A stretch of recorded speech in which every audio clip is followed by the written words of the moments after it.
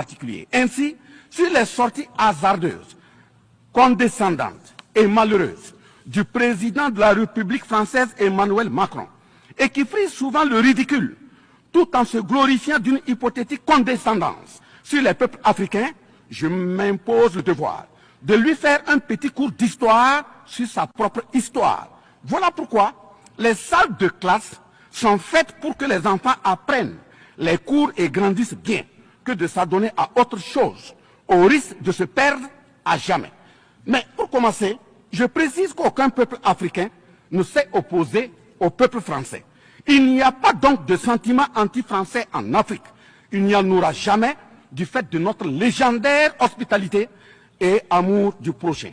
Il n'y a que les peuples africains refusent la condescendance, l'arrogance, l'insolence, la suffisance, le paternalisme, le pillage de ses ressources et le crime organisé. En effet, pour votre mémoire, Monsieur Emmanuel Macron, d'abord, je rappelle l'appel à travers la BBC en Angleterre le 14 juin 1940, lancé par votre propre grand-père, le général de Gaulle, à l'endroit de l'Afrique pour venir sauver la France des griffes des nazis. Comme rappel, nous avons 17 000 Maliens morts pendant les 2 guerres mondiales, d'une dette de sang que la France semble avoir occultée.